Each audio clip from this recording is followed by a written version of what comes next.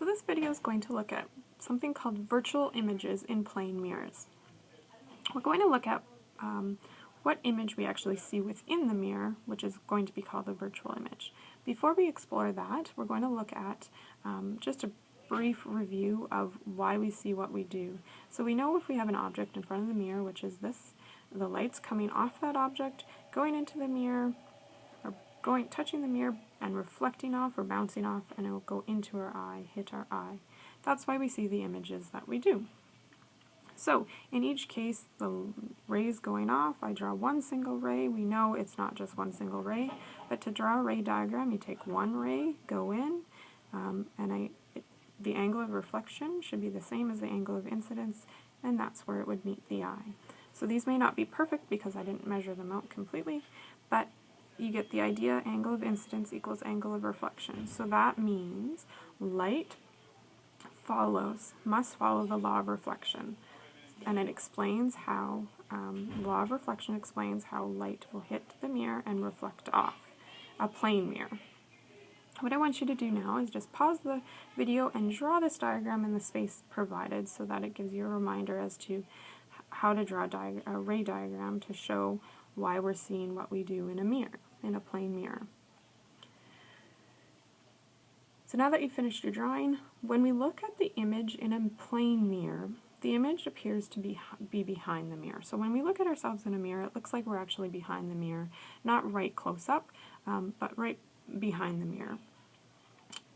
We know that light doesn't actually go through the mirror, so the image that we see in the mirror is what's called a virtual mirror, or virtual image, pardon me. The image isn't real, it's just there, it's just tricking us.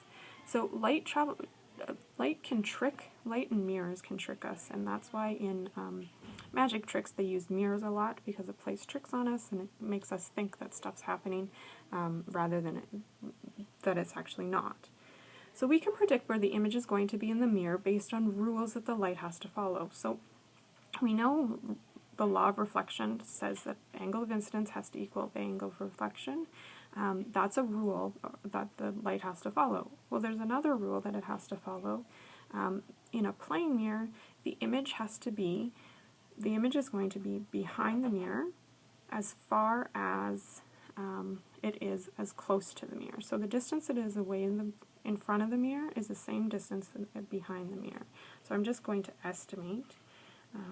So that's where the tip of the mirror will be, or the tip of that triangle will be.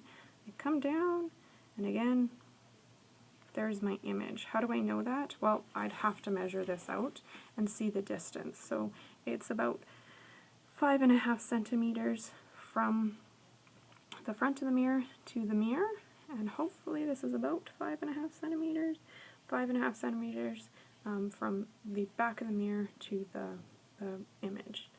That's how I would figure it out. So it has to be the same size and the same distance away from the front of the mirror and the back of the mirror. So this is the image of what we would see in the mirror. If we were looking right directly in the mirror, that's what we would see. It would be the same size, and it would be the same distance from the actual real object. This is the virtual image. Okay, it's not real, it's just what we see because light tricks us. So what I want you to do is I want you to draw a picture to show where an image will be seen in a mirror and how it will look. So basically, take this picture and draw it on your notes.